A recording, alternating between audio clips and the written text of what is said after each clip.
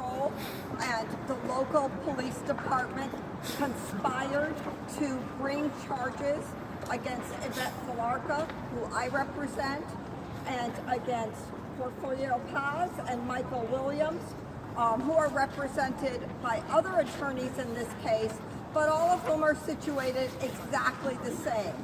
All three of the people who are here today are known civil rights activists.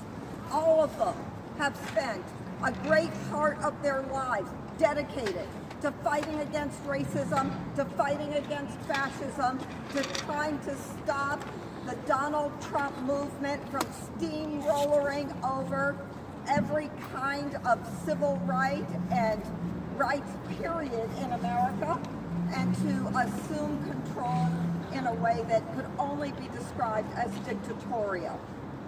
These three people did nothing on June 26, 2016.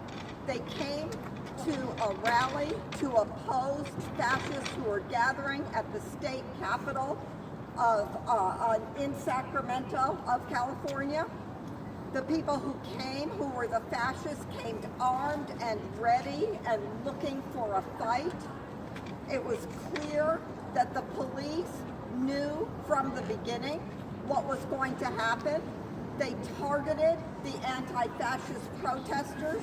In fact, every single one of the 100 anti-fascist protesters that the police were able to identify with were charged with one or more crime. There were 586 crimes charged against anti-fascist protesters. Not one of the fascists who bludgeoned, stabbed, put in intensive care, forced people to have surgery, were charged with anything, save one, and that's only because he was notorious across state lines as somebody who was violent, murderous, and so well known that it would have been impossible for the police just to overlook what he did. Yvette Felarca was stabbed and bludgeoned. She was injured in 2 places.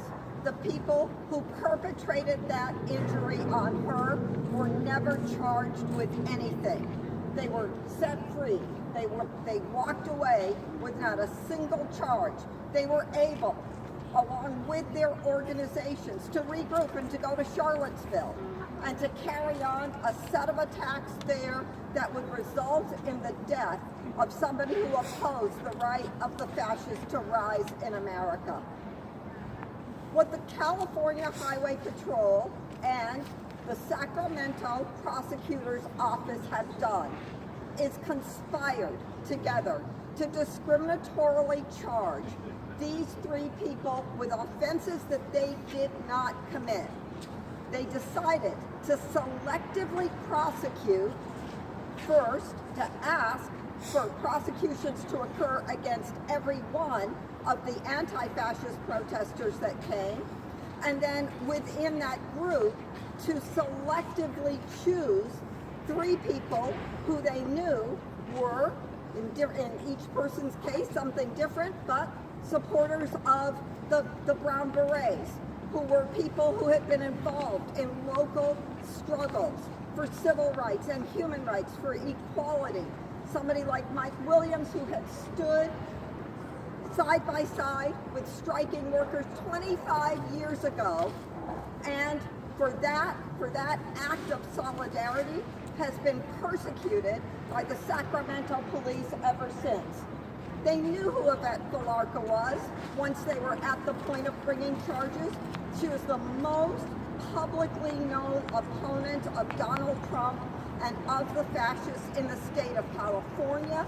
She was nationally known for taking on the fascists and for being prepared to speak publicly on shows like the Tucker Carlson show, which resulted in her gaining national fame. Because of that, she is being prosecuted today for a crime, 3 crimes that she did not commit.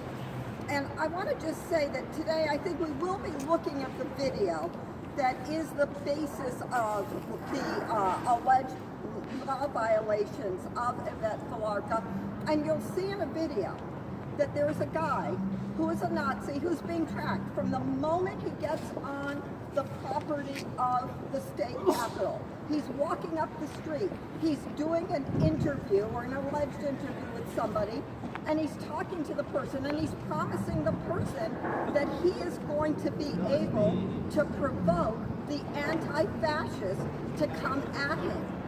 And at a certain point, he sees some anti-fascists, and he starts waving his fascist flag, and he starts screaming, "Hey, Antifa scum! Antifa, Antifa, Antifa! Come on, Antifa!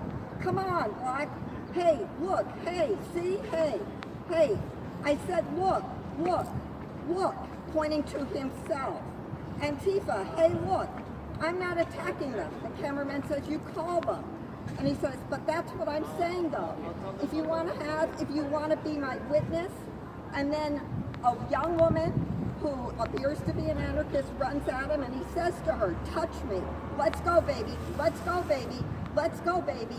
What do you want, baby?"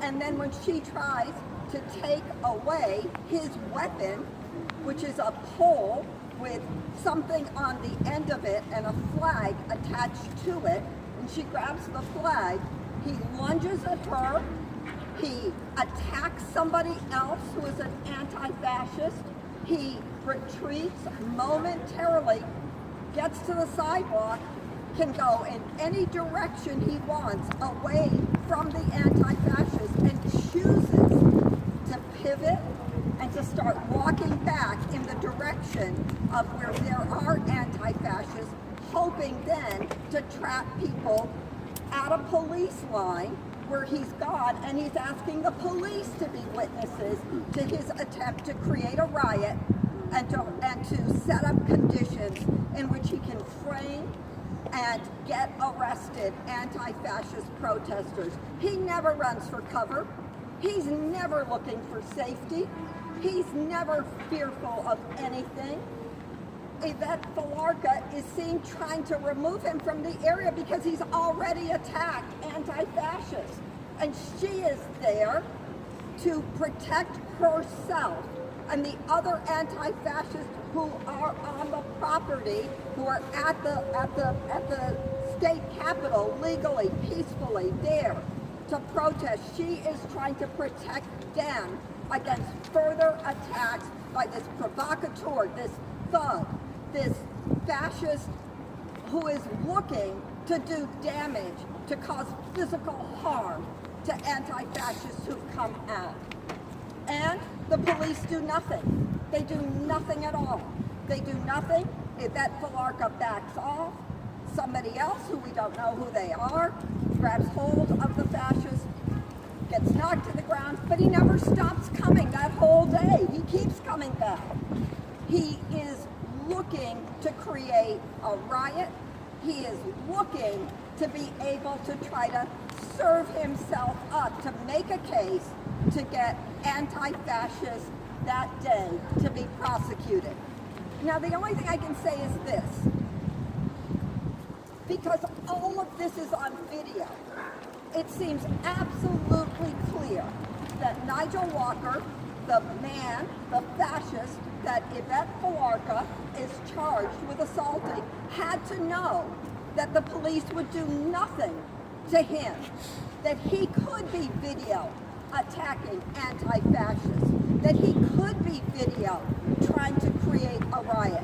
He had no fear of any of that being videotaped because he knew prior to the event that he and the other fascists that would attack people, would knife them, would spear them, would bludgeon them, even if they were caught on videotape, would face no consequences for their actions. And that has surely been proven to be true. So we are asking today that this witch hunt, that this complete sham be dropped, that the prosecutor, that a judge in this court rule that these prosecutions should be thrown out because they are clearly illegal. They are selective. They violate the U.S. Constitution and the California state constitution. They should have been thrown out months ago. They should never have been brought in the first place.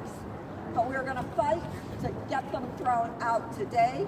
We have, as people will hear in the courtroom, an enormous amount of both evidence that is statistical evidence, and we have statements by a number of the people who were attacked, who tried to give statements to the police, who tried to cooperate with the investigation to get their assaulters brought to justice, and had nothing happen to their assaulters.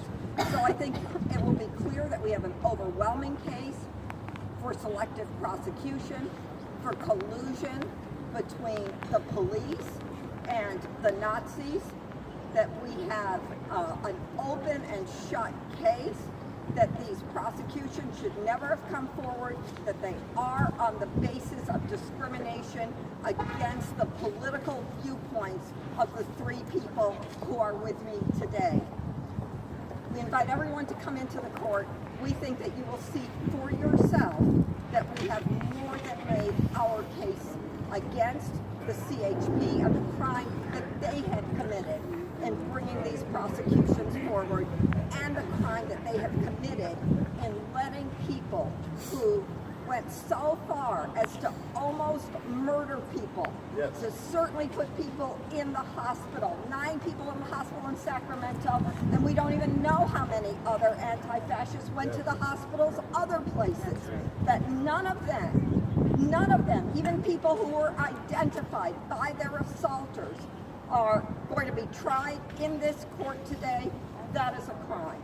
We may not be able to get criminal prosecutions against the people who made these false charges, but we surely should be able to get the charges against these 3 people finally dropped and put aside. So thank you very much.